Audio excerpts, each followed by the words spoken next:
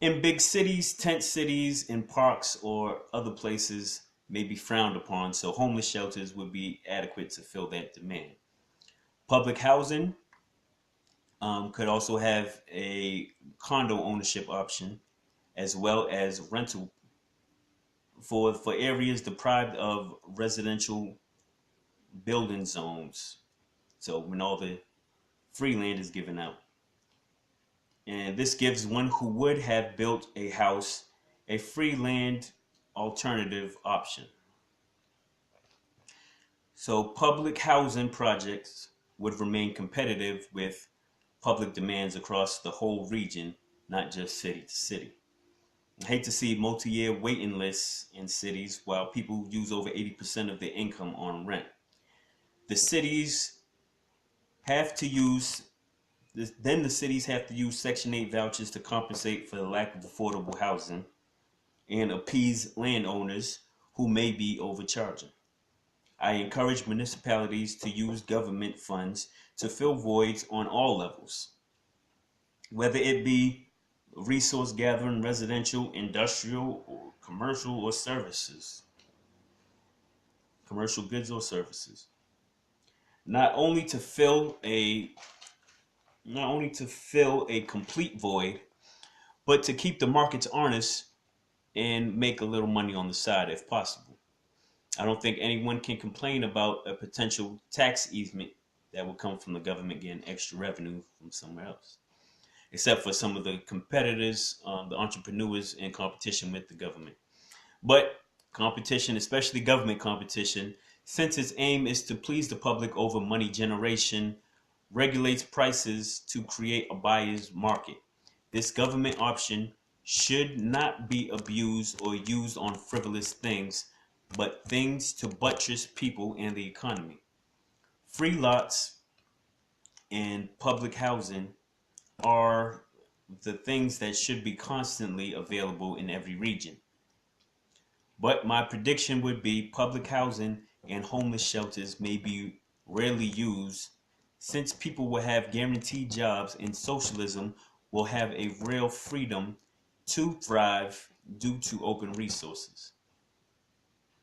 Most of what I propose is done in America already. This is not a new idea. Free land was given through the Homesteading Act up until about the 70s. But if you proposition hard enough, you may squeeze some land from the government now in Idaho or Alaska or somewhere. But that's not the same as getting an unused lot in a city like Pittsburgh for free. What we are asking for is what we are asking for is a right, a God-given right, no matter if we utilize it or not. Not just for residential and industrial, commercial, and natural resources as well. If people think it's a privilege or something to that effect, they are highly mistaken.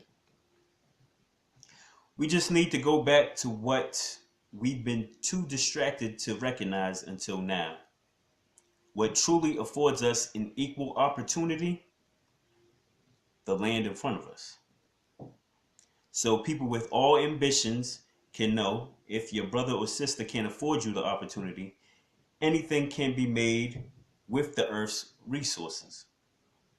When Abraham Lincoln, one of our finest presidents, approved the Homesteading Act, he did it so independent white farmers would have an equal opportunity against giant slave owning plantations buying up all the land. Now, who are the giant plantations owning all the land? And who are the independents who want to get in nowadays? A mining company with exclusive permission to dig a mountain, and a group of men near the mine, unemployed without a source of income. A drilling company with vast oil fields in Texas, and another maybe smaller drilling company goes out of business for lack of land to drill. A cattle ranch in Montana has more land than the herd can use, while other cows may have to be fed grains to compensate for the supposed lack of grasslands. Whether forestry, fishing, or even back to agriculture, it's the same old song. Other people's Other people try to take work and resources that we could be doing as well. See, unlike residential, commercial, and industrial properties, where for one we have enough land for everybody, also you build something on it, or two, you create a commercial use for it from your brain. Neither one applies to natural lands. They are for public use. So we appointed government to be the boss of the lands and oversee, conserve, and distribute the work fairly. We've seemed to have gone wrong in the distribute the work fairly part, as it seems we've gotten enlightened of the concept of public lands a little late. But this is what happens when you enact laws just to produce an outcome or to persuade people's behaviors, as opposed to basing laws off of moral principles and rights, which may never change. But it's okay, because now is the time to fix it. As Barack Obama said, change will not come if we wait for some other time or if we wait for some other person or some other time. We are the ones we've been waiting for. We are the change that we seek. So a more fair way, based off the rights and principles of the word of so a more fair way based off the rights and principles of all would be more or less like this, in my view. We all have the right to benefit from the earth. So principle, the earth's resource gathering sites are dubbed public lands. Is that right? Right. Now on to the next right. We all have a right to work. If not, be freely and fairly given the benefits thereof. Principle. All who apply to work public public gathering lands shall be permitted, with the only exception being that one may cause serious danger to others or the resource. Welfare and compensation would be applied to all barred from working these lands. And that's it. Lastly, we have the right to occupy residential zones, or what may be residential zones, unprohibited by upfront costs. We also have the right to occupy and improve any private use land zone that is deemed unoccupied or unused.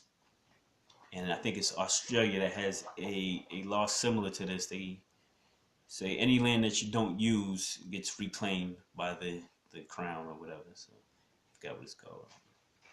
But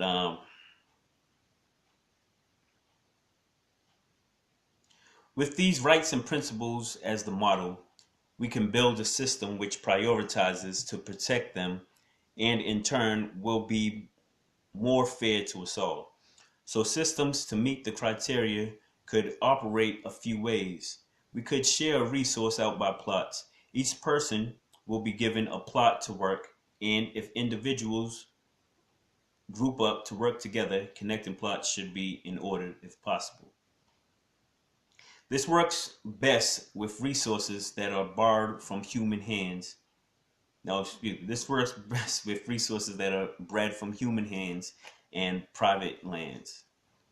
Next, we could put a quota or catch limit on a resource. So this works best for things that are caught from the wild.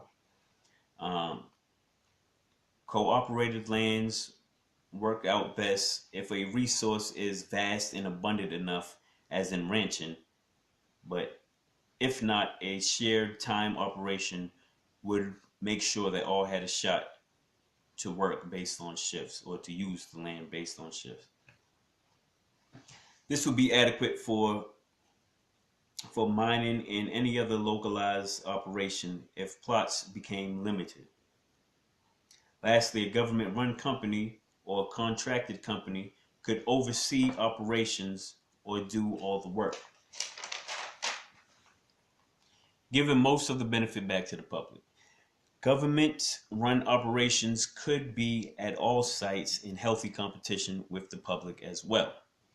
In any case, the public could always have a guaranteed job through the government operation, which would work as a timeshare operation with rotating shifts if over capacity. But if the job requires inexperience and a trained staff, as in oil rigging or something, the operation would be closed to the public to work without impunity. Also, mining ores, if mining ores like uranium, then prohibition may be necessary as well. So let's say you want to be a farmer. You and others like you would go down to the regional government office to apply for land permits. Your plot size will be determined by your ability to produce through seeds and equipment that you have. Once everyone's plot size is determined, we take the smallest plot asked for and evenly distribute that size to all. Then, land is distributed to the next biggest size and the next, evenly distributing it all until people who ask for the most gets fulfilled or has the equivalent as anyone else with the most, though it may be less than what they asked for. In which case, they could ask to buy extra land from all willing to sell and compensate. I may sell land I was expecting to make $20,000 off of for a guaranteed 10 or 15, while somebody with purchasers expecting their product may feel it better to just make 5K on an investment, buying the land because he just wants to please his buyers. Why do it like this when if people can purchase or receive private land to continually use as we did before? They could offer their specialized produce to regular customers with contracts and have more secure income. This is a good reason to privatize this industry. Although I already thought about how we should fairly distribute farming land, I had to stop writing for a day to reevaluate this guaranteed claim concept.